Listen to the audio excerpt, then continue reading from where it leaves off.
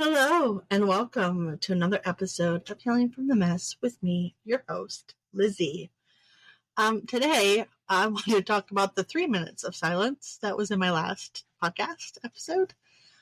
So I don't remember everything I said, but I was in the middle of telling you about the song. So, the song is by Taylor Swift. It's called I Can Do It With a Broken Heart. And the part I wanted to tell you about was the part where the talking part where she says, the old Taylor can't come to the phone right now. Why? Oh, because she's dead. And that's kind of how I feel about the past version of me, in the sense of I've laid her to rest. She did her job. She did the best she knew how. And I'm really proud of her. And now she can rest. That's it's really important to me that I was able to get to that point. And when I heard that song and I heard those lyrics, I was like, you know what? Yeah. The old me, the me that people took advantage of, the me that was a people pleaser, the me who kept the peace in order to not have to deal with confrontation, or just because, I was afraid of the reaction. She's no longer here. She did what she had to do to survive. And now here I am, this new version of me, and I'm living. I'm not enduring. I'm not merely surviving. I'm living. And that is really important to me to be able to say that.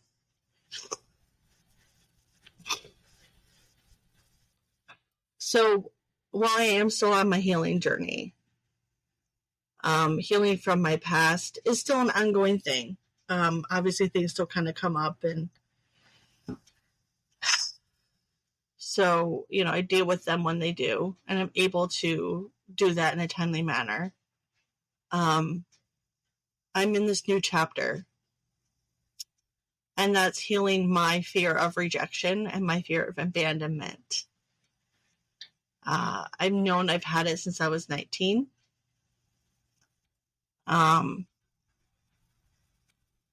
I chalked it up for the past over 10 years as just insecurities. And I've really done a really good job. Oh my gosh, I'm so sorry. I've really done a great job at handling my insecurities and knowing that's a me thing. But I didn't know how to, I guess, help them decrease or help them kind of disappear. So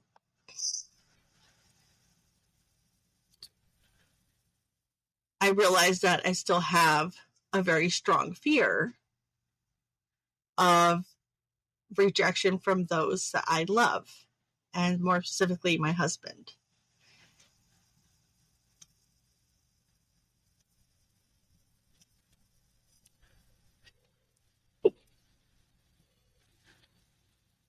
Excuse me.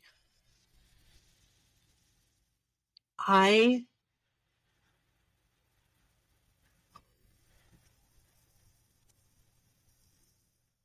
still worry about how to talk about what I need or talk about how I'm feeling and be okay with whatever reaction. And I'm not saying oh, that's how you feel, that's fine. That I'm okay no matter what the reaction is. I'm able to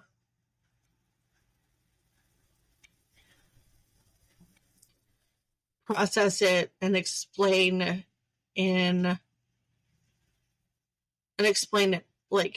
I want to. Oh my gosh, it's hard. This is the hard part. So okay, so I can give an example. So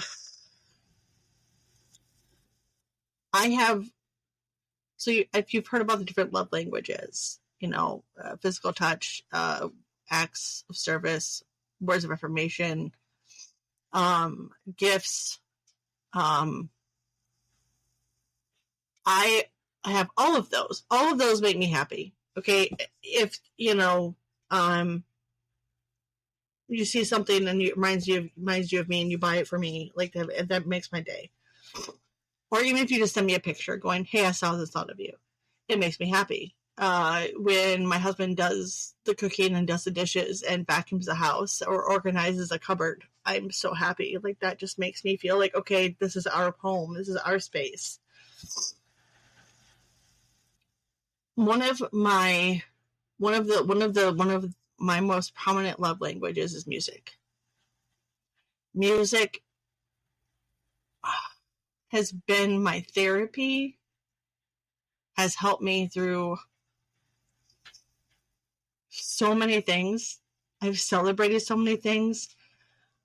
Every song, not every song, but I have a lot of songs that have meaning behind them, like a certain moment in time where I hear that song and I'm transported back in that moment. So music it's a big part of me. And I don't know how I'm going to explain to my husband how much I need that. See, I have been okay without it for 14 years. I have learned that this is just a part of me that that part of me won't be filled. And it's one thing out of everything else. And he does everything. But I realized how much I really still need that. It's still, it might be a little thing, but it's a big thing. And also, so I don't know how to explain to him that. I don't know how to explain to him, like, this is important to me. How do I make this important to you? Because he has no connection to music. And that boggled my mind. I was like, what do you mean? Because I have people in my life where music speaks for them, where music, they have a song that's, it connects them to something or somebody or an event. So it's hard for me. I get very confused. So it's like, okay, so how do I get you to understand how important this is to me? Because I do need this. I need it. I have tried really hard to not need it, and all I've done is let myself down. I gotta write that down. Sorry. Also,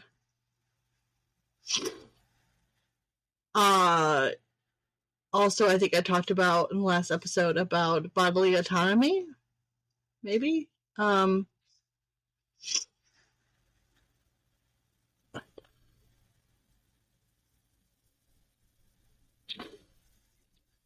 So for 38 years, my body was not mine.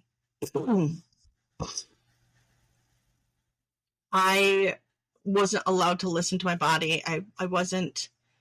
My mom would tell me how I was feeling. If I was sick, if I was well, if I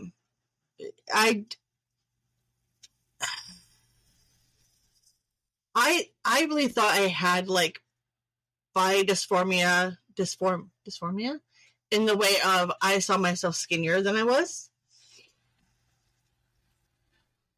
I thought that was it until I realized something. I've never. So people talk about your clothes fitting differently, right? When you gain weight or you lose weight. I never paid attention. And my clothes fit looser. I was like, I don't know. We didn't talk about weight. She was scared if she talked about my weight that she would push me into an eating disorder. So we didn't talk about weight. So when I gained weight, we just bought bigger clothes. When I lost weight, I just bought smaller clothes. It was about the clothes. There was no attachment to my body. I have pictures of myself at my highest and my lowest. But there's no connection. There was no brain to body connection. I was very disconnected from my body. Up until now. I actually cried when I figured that out. Because I can hear my body now. I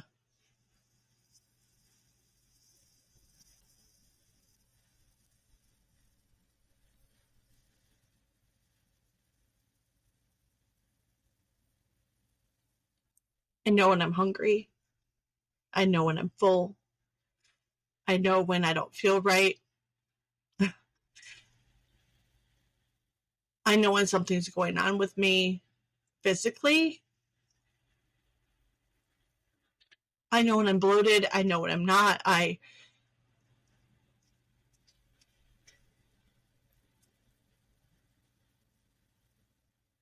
To have to say I never knew that for 38 and a half years. For 38 and a half years, I had no connection to my body. Is insane to me.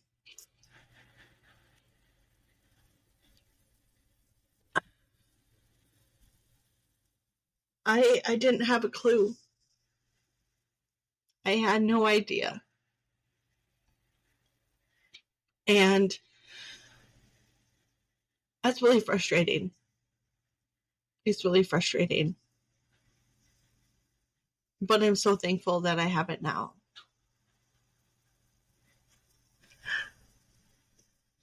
But yeah, I'm still healing, obviously, from my past. I'm able to deal with it head on when memories come up. But now this chapter is healing my fear of rejection and fear of abandonment, and being able to communicate to my husband and hopefully get him to comprehend what I'm saying. So communication and comprehension with him, along with my fear of rejection and my fear of abandonment. That's what I'm working on now. That's where I'm at now.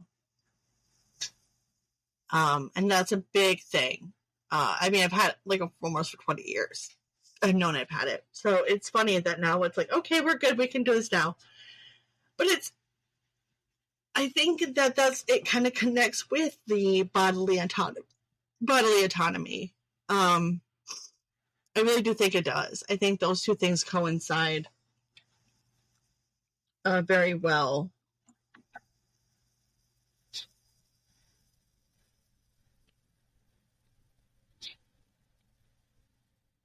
Whoops. Abandonment. I can't spell. That's great. Oh, sorry. I have to write these pointers or I will forget them.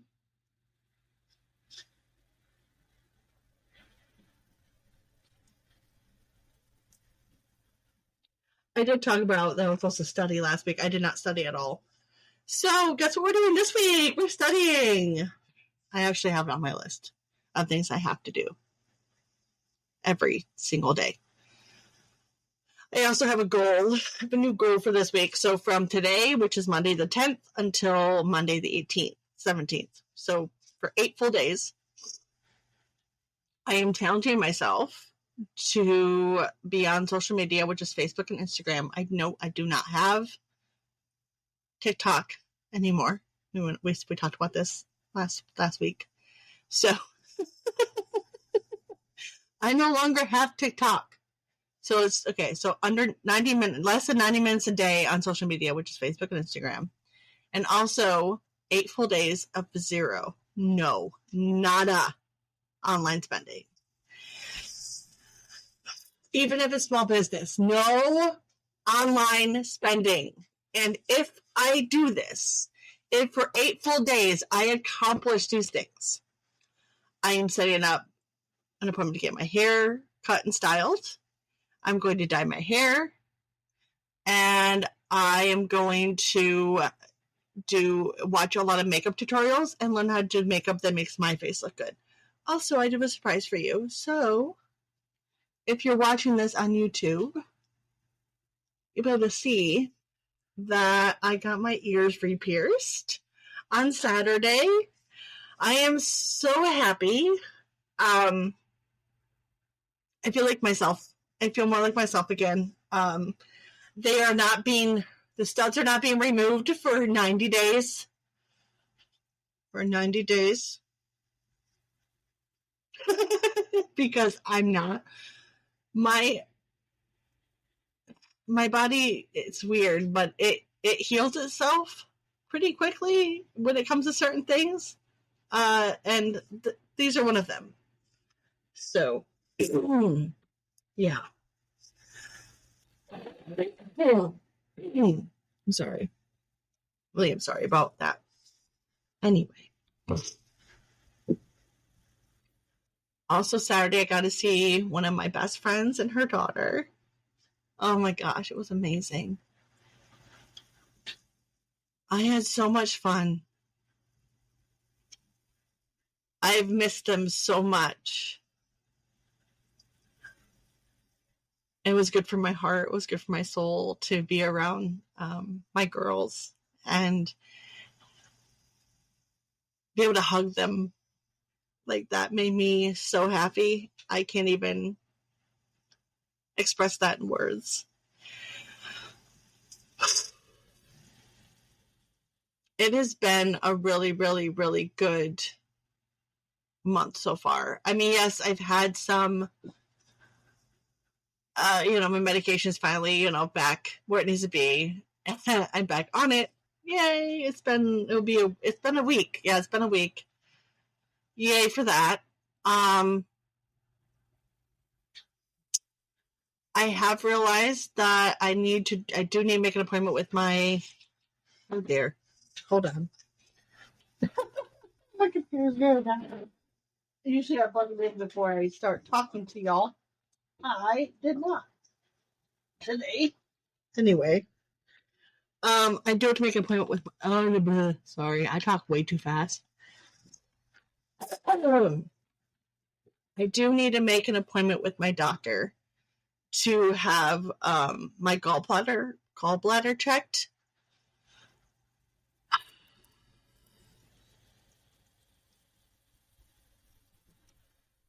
I've been having heartburn more frequently than I should be, given that I'm on an anti-heartburn medication daily.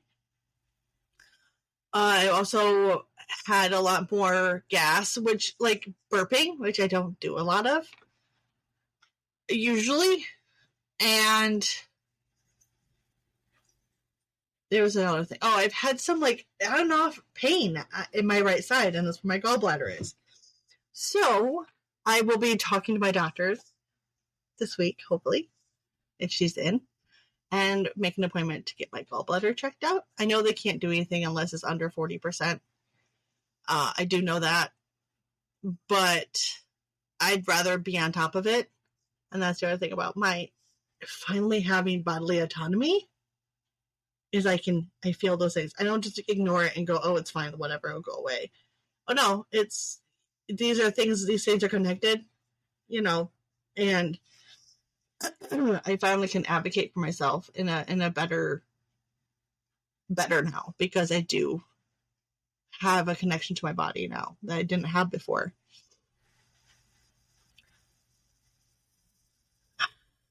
So yeah, I really appreciate you listening. I appreciate all of you who have been on this journey with me over the past, year or so. Being able to have a safe space to talk and have people who are maybe going through the same thing or who know me personally, and maybe it helps them get to know me better.